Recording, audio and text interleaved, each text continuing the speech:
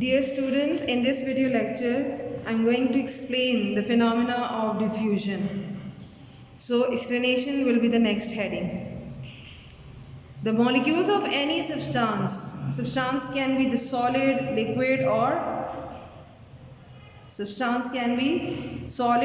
or gas, are in motion when that substance is above 0 degrees Kelvin or minus 273 degree centigrade. इसके according जब substance की हम बात करें तो सब्सटेंस कोई भी हो सकता है, इसमें लिक्विड, सॉलिड और गैस तीनों शामिल हैं। लिहाजा इनके मॉलिक्यूल्स की मूवमेंट उसी वक्त नज़र आएगी जब टेम्परेचर जो है वो आपका होगा above absolute temperature. And what is absolute temperature?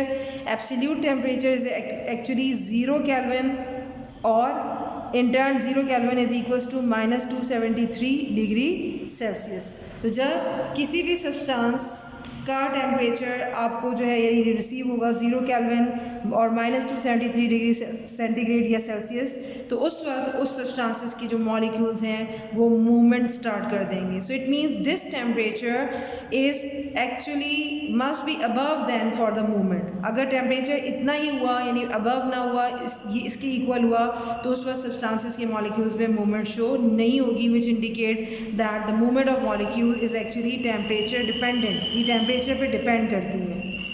So in a substance, majority of the molecules move from high to low according to the definition of diffusion. ज़्यादातर जो मॉलिक्यूल्स में मूवमेंट होती है किसी भी सब्सटेंस के अंदर वो हायर से लोअर सॉल्यूट की तरफ होती है. Although there are some that move from low to high, कुछ में मूवमेंट लो से हाई की भी होती है, लेकिन ओवरऑल जो नेट मूवमेंट है वो हमेशा हाई कॉन्सेंट्रेशन से लो की तरफ होती है. ये आपने जहन में रखना है.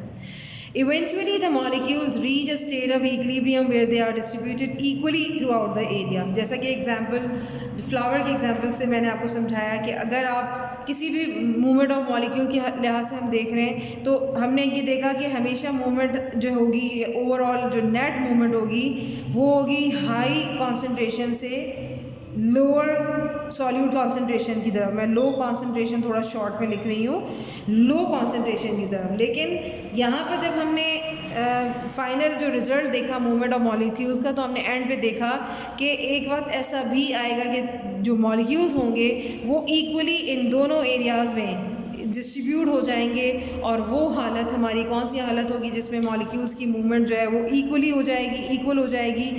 That state is called state of equilibrium. What is the meaning of equilibrium? तवाज़न या बैलेंस की हालत. What is the meaning of equilibrium?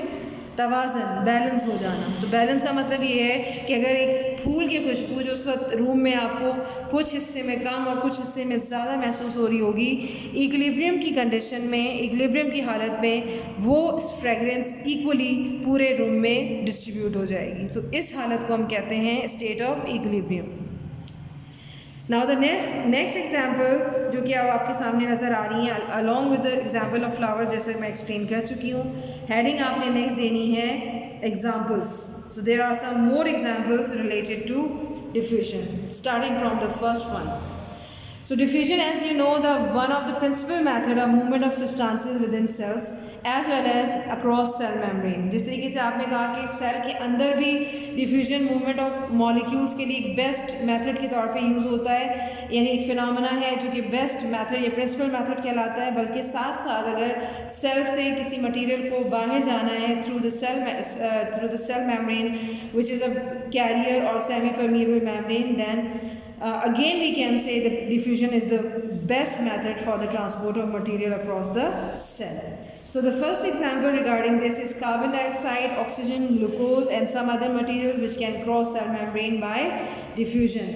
Respiratory gases जो हैं इनको मोहताज होना पड़ता है across passing through the lungs, you can say across any organism's body. तो ये respiratory gases भी diffusion की मदद से ही transport होती हैं. Along with inside the body of organism, glucose is transported by means of diffusion, and that is occurring actually through the cell membrane.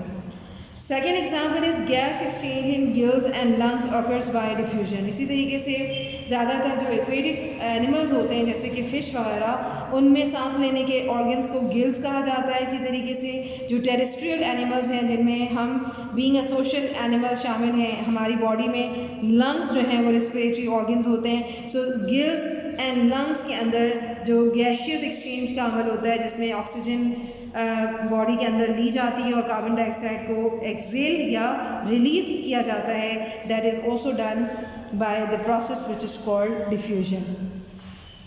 Third example is the movement of glucose molecule, as I have mentioned in my first point, in which the glucose is transported across the cell membrane. So glucose molecule की जो transportation है, that is also dependent upon depending upon the process of diffusion. How ये molecule की movement कहाँ हो रही है? From small intestine lumen, यानी ये हो रही है आपके small intestine के lumen से into the blood capillaries of villi पर। और यहाँ तक की जो ये मूवमेंट है वो कैसे हो रही है, इसके लिए आप इस फिगर को ऑब्ज़र्व कीजिए जो कि इस वक्त आपके सामने ड्रॉ मैंने की है।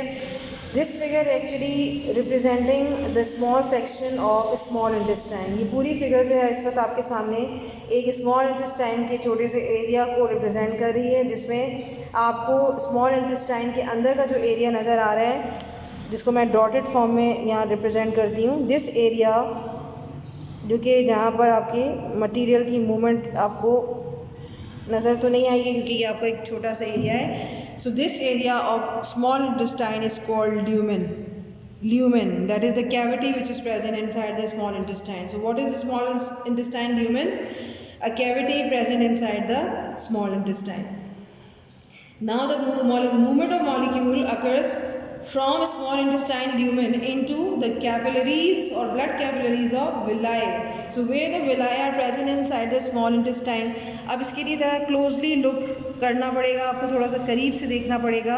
ये छोटे छोटे आपको इस तरह के फिंगर लाइक प्रोजेक्शंस आपको नज़र आ रही हैं, छोटी छोटी उंगली नुमा जिसे आप कह सकते हैं कि ये स्ट्रक्चर्स नज़र आ रहे हैं, which are present in thousand in number, यानी हज़ारों की तादाद में ये छोटे छोटे प्रोजेक्शन, छोटे छोटे उभार आपको स्मॉल इंटेस्टाइन की अंदरूनी दीवारों में नज़र आ रहे हैं, इनर फोल्ड्स में नज़र आ रहे हैं। और इनमें से अगर मैं एक छोटा सा ये पार्ट ले लूँ तो this is called villous.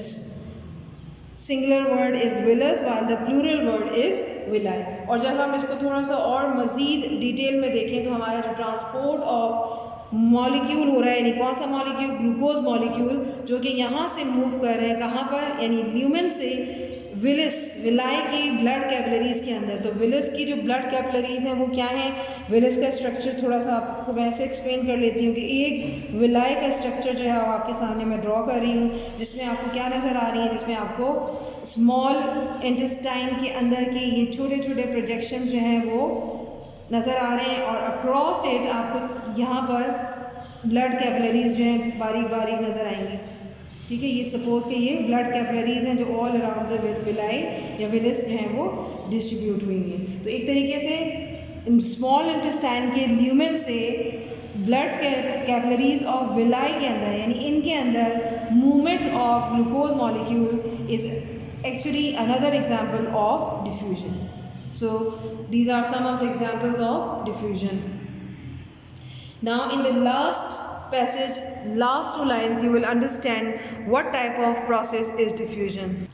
So students, your last heading of diffusion is passive transport.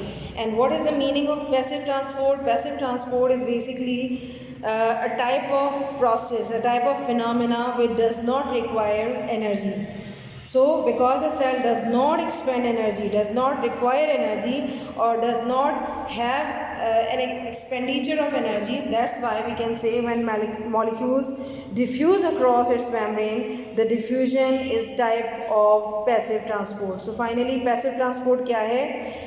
Diffusion is one of the example of the passive transport. क्यों है? क्योंकि डिफ्यूजन के अमल में मूवमेंट ऑफ मॉलिक्यूल्स को एनर्जी की ज़रूरत नहीं होती, लिहाजा ऐसा प्रोसेस जिसमें मॉलिक्यूल्स को मूवमेंट के लिए एनर्जी की ज़रूरत नहीं होती पैसिव ट्रांसपोर्ट कहलाता है। So this is the end of today's lecture.